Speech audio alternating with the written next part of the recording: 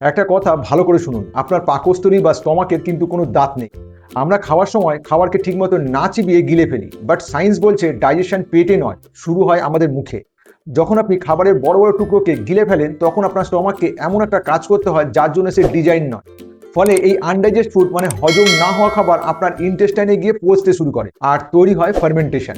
আর এই ফার্মেন্টেশন মানেই হলো পেট ভর্তি গ্যাস। যদি খাওয়ার পর আপনার পেট ফুলে যায় বা পেট ফুলে থাকে, তবে এই ইনস্ট্যান্ট হ্যাকটি করুন।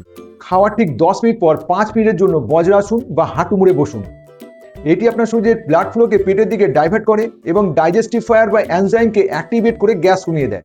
আর ব্লোটিংকে পার্মানেন্টলি বন্ধ করার জন্য আজকের হোমওয়ার্ক: খাবার সময় প্রতিবার মুখে খাবার দেওয়ার পর খাবারটিকে 25 থেকে 30 বার চিবুন, যতক্ষণ না সেই খাবারটি জলের মতন লিকুইড হয়ে যাচ্ছে। কারণ এটি আপনার স্যালাইভার সাথে মিশে অ্যামাইলেজ এনজাইম তৈরি করবে, যা আপনার ব্লোটিংকে 50% কমিয়ে দেবে। আর এটা একদম ফ্রি, আজকেই ট্রাই করুন। আর আপনার কোন বন্ধুটি রকেটের গতিতে খাবার খায়, তাকে এই ভিডিওটা শেয়ার করুন।